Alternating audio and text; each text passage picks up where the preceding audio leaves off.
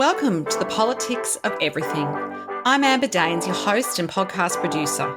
This is a half hour of power, a podcast dropping every week where I unpack the politics of everything, from money to motherhood, nutrition to narcissism, startups to secularism, the environment, quality, and much, much more.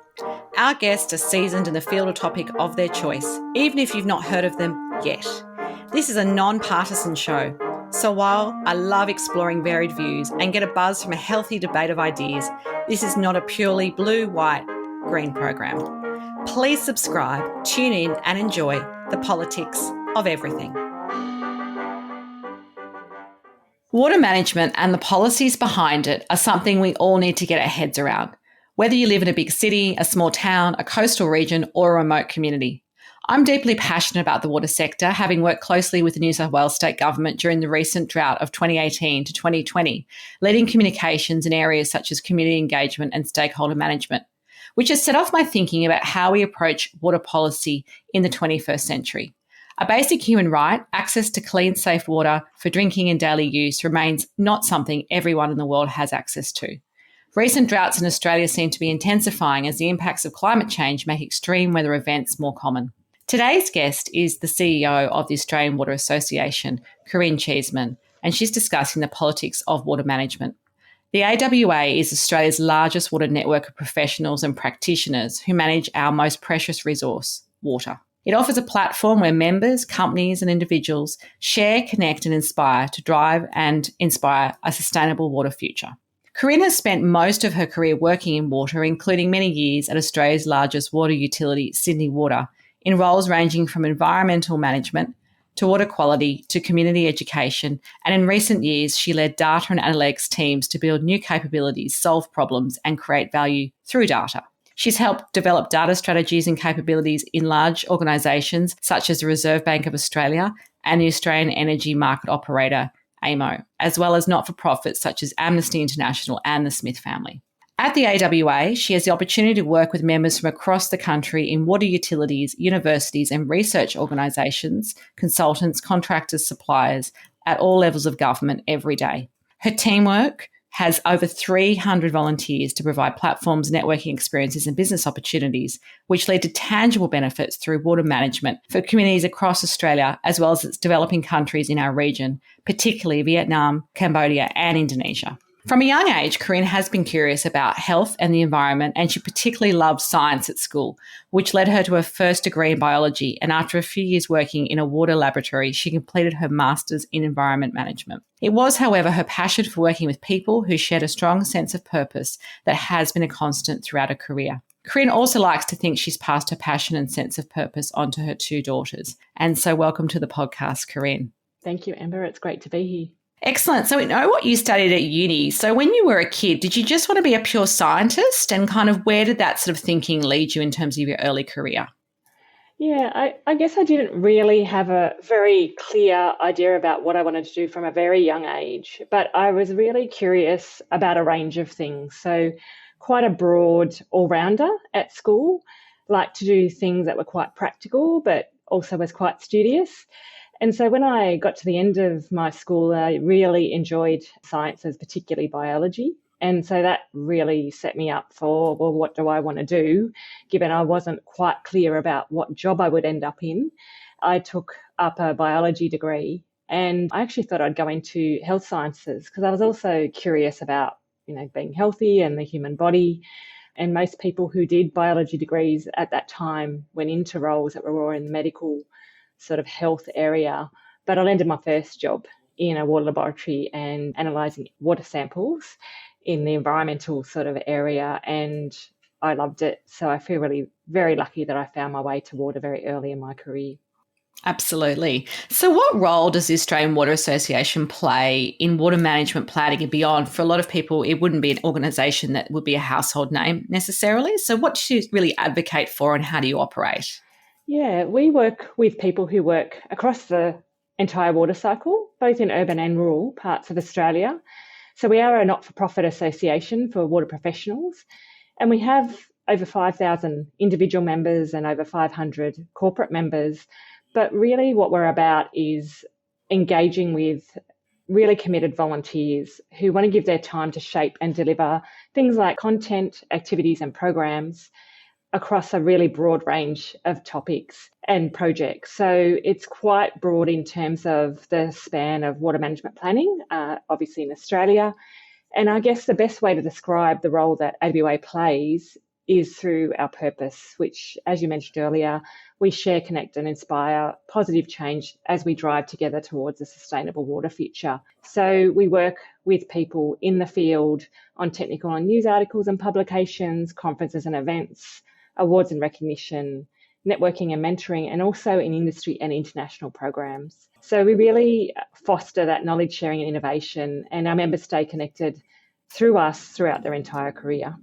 That's a really great summary of something that sounds very big in many ways. So what do you think some of the largest issues facing water policy are at this time, and how would you like to see that evolve, or what changes would you like to see while you are CEO? So I think one of the biggest things that we're grappling with is uncertainty, and particularly around those projections and predictions around the impact of climate change and drying, particularly in southeastern Australia.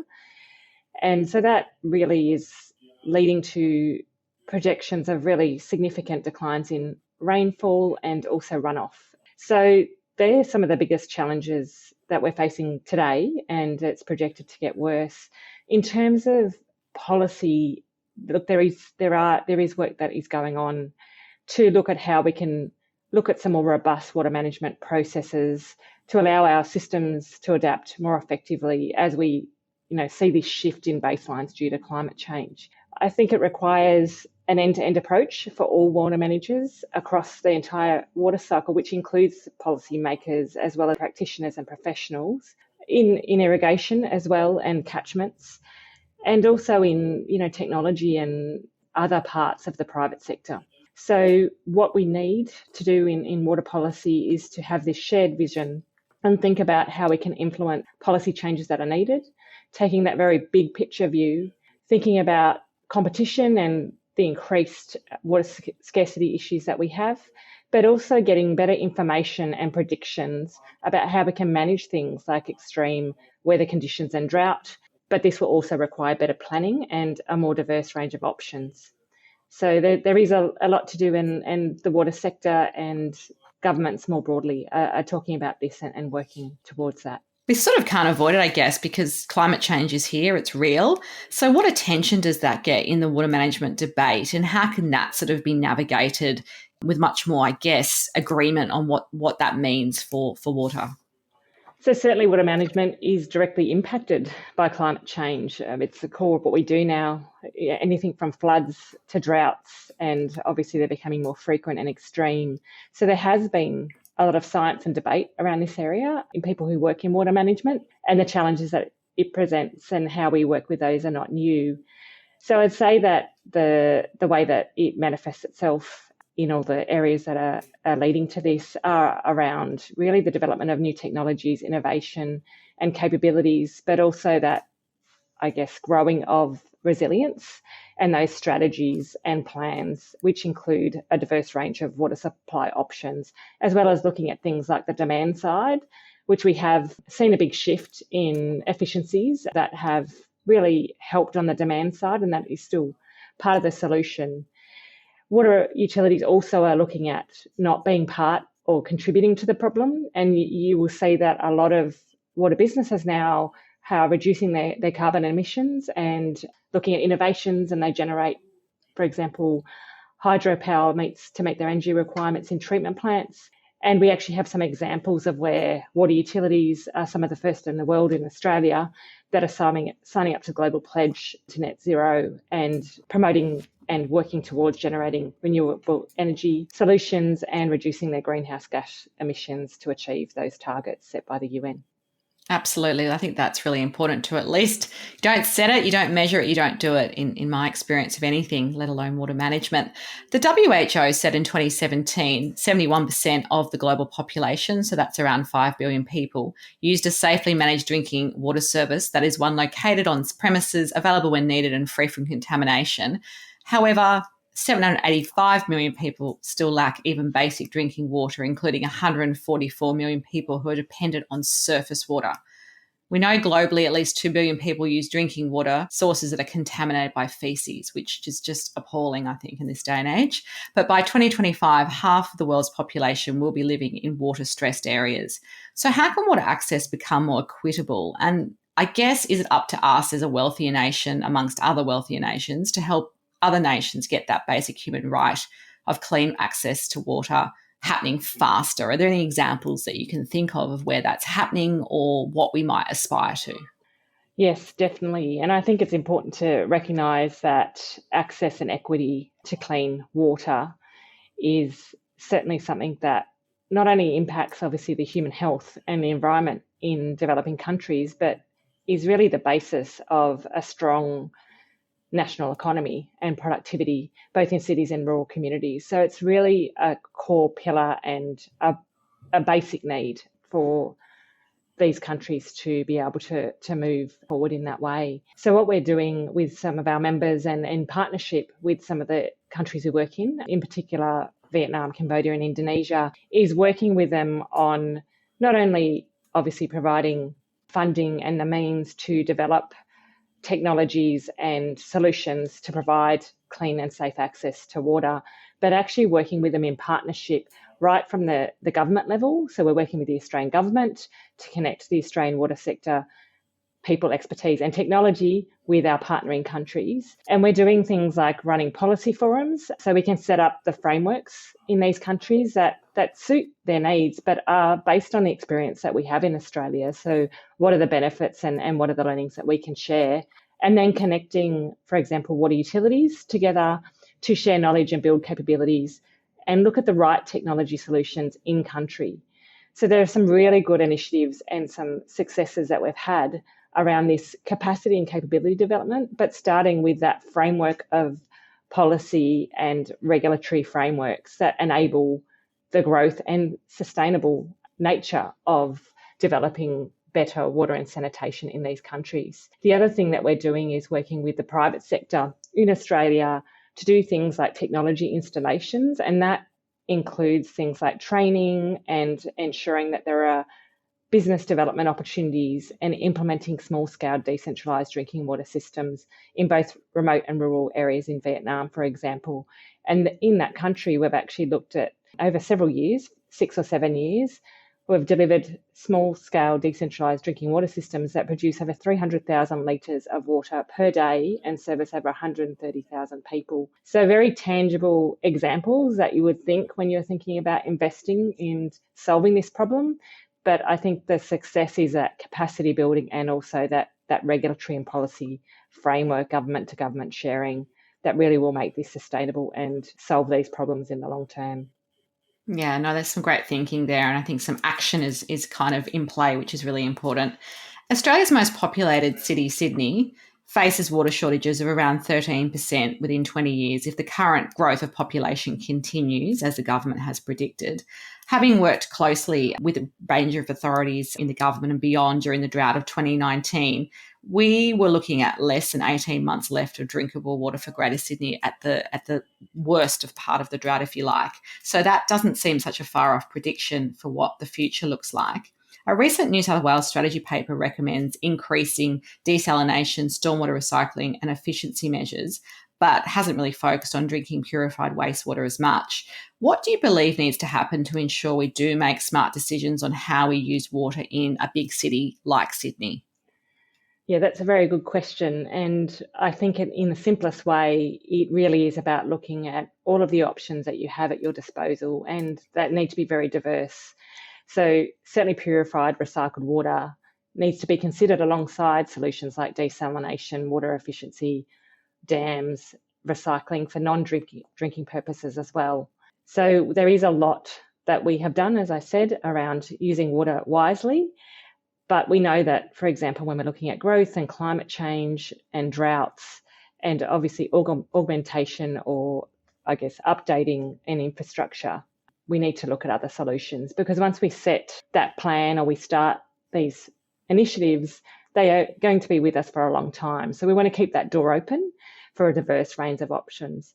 In terms of purified water for drinking, that needs to be part of the mix, but the community needs to come along with that.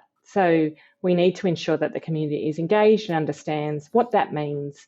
And there are really some successful examples overseas where this has happened, where we might not have had community acceptance early on, but over time, by working with the community, bring them along with a range of options, including purified recycled water, they have been able to look at those options as part of the solution. So things like demonstration plants where the community can really get access and see how this option might be safe, how it is proven from a technology perspective, it's cost effective, and actually can feed into the mix of the way that sustainable water can be provided.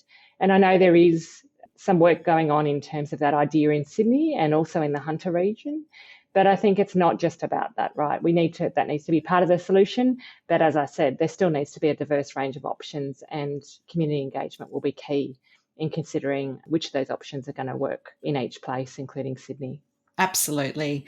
So, changing tack a little bit, regional communities by and large have become accustomed to, I guess, the extreme seasonal changes that we experience, particularly in a country like Australia. Droughts, floods, bushfires, which we all recall a couple of years ago, impacting livelihoods in their communities as well as their access to water. How can they be better catered for? Is it a different kind of thinking for a regional or remote community versus a city? Yes and no. I think they have slightly different challenges. Obviously, the way that their economy relies on water can be quite different, but obviously there still is that basic need for water for the community. So thinking about those basic services and defining what these are in the context of regional towns is a really important part of this. And understanding what the agreed drought plans, including contingency supplies and actions, might be early will also help us to be better prepared. While I agree that these communities have developed some resilience, we know that things are going to get worse over time with the extreme climate conditions. And there is a role for government to play, and obviously thinking about those community obligations. The other things to consider, which are probably more relevant or obvious in regional towns, are that balance between the need for water for the environment, as well as obviously for things like agricultural use, and then also Indigenous access to water, which is also part of the next National Water Initiative that is currently being looked at by governments. Absolutely. So National Water Week this year had a theme of caring for water and country, and that's a great theme. I think there's a lot that can be sort of played out under that theme, obviously recognising the importance of our waterways in our own lives, caring for water and country, obviously aiming to deepen our understanding of the First Nations people's knowledge of protecting, sustaining our water and our land for the past 65,000 years. How can we access that knowledge and make it become more part of our daily water management plans, not just for this celebration, but I guess for the long term, so it's a more holistic approach? Yes, that's a good question. And it was really a great opportunity during National Water Week to think a bit more deeply about this and think really about what that means, not only to Indigenous people, but also to all of us in terms of actually caring for water and country, because it plays a role in all of our lives. And I think we all have been much more connected to our local communities over the past 18 months. But I guess the thing to recognise is that there is a lot of work that's been done, and we are working to engage with Indigenous peoples and communities on some of these areas. I think the time has come to move a bit past engagement and ensure that we're getting their knowledge embedded in the solutions that we're now planning for and giving them a seat at the table. So I don't think it's only about engagement. It's actually about ensuring they're involved in decision making, and we actually enable, through a range of different approaches, the opportunity for them to play a role in terms of leadership roles, for us to listen and work side by side with them and the knowledge that they hold, but also being very respectful in terms of what the best outcomes are for their communities and also the community more broadly. So I think while we've certainly made a lot of progress, we've still got a far way to go. And while we started talking about this at National Water Week, we certainly will continue that. And I'm looking forward to seeing how we can really genuinely collaborate with Indigenous communities around water management and planning. Absolutely. Who have been your greatest mentors over your career? Maybe one or two people that really stand out, and what have they taught you about life and work? Yeah, I've actually been thinking about this a lot lately. I guess a bit earlier in my career, when I was working in water, I had the opportunity to kind of change direction in terms of moving into using data more. It was quite a new area a decade ago. And I had a leader, his name was John Werder, that really fostered, I guess, a confidence in me to do something different that I didn't really have the technical expertise in. I had a lot of experience in water, but not necessarily in using data to solve some of these problems. So I really reflect that he really had a big impact on me, because I spent the next decade of my career moving still in water, but approaching it from a different place. So that was very impactful, and he taught me a lot about having confidence in myself to jump in the deep end and try new things. And then more recently, when I took on the role at AWA as CEO in May 2020, in the middle of the COVID pandemic, I had the opportunity to work under our past president, Carmel Crowe, and also more recently, Louise Dudley is the chair and the president of AWA. And both of these women have very different and diverse backgrounds. They are obviously very intelligent and are very strong leaders, but I've learnt so much about them, particularly at trying times. And I guess what I find very inspiration about Louise and Carmel is that they always bring the best of themselves to every conversation and meeting. And there have been some very challenging conversations and meetings over the last 18 months. So I really appreciate being able to work under their leadership, and they really are very important to me. Excellent. That's great to hear how that's played out for you. As we wrap up today, what would be your final takeaway message on the politics of water management? Well, it's such a broad topic, really, but if we think about the challenges ahead, and particularly around climate change and the recovery from COVID, I think it's really fundamental that we take the opportunity to think about health, environment, and economic outcomes that support sustainable communities. So I'm very optimistic, and I'd love to encourage people to think about the engagement and collaboration that's needed, and that we all have a part to play. So I'd really encourage people to stay in touch with it, get involved, and take part in some of these important conversations that we're going to be having over the coming months and years. You've covered so much in the time we've had today, and I really appreciate, I guess, the depth of knowledge, but also the way in which you've kind of made this information very accessible for people. So I think that's part of the challenge, I think, with such a big area like water management and the challenges that the world face. If you do want to connect further with Corinne Cheeseman and the Australian Water Association, there will be some links on the show notes. Until next time, keep well. Thanks so much for listening today. If you've enjoyed the politics of everything, I thrive on your feedback. So please add a short review and share the podcast with your network through Apple, Spotify, and all the usual suspects. I'm always on the hunt for new and diverse guests. So if you or someone you know has a fresh idea you're busting to get out there, please email me at amber@amberdanes.com, and my crew will get back to you very soon.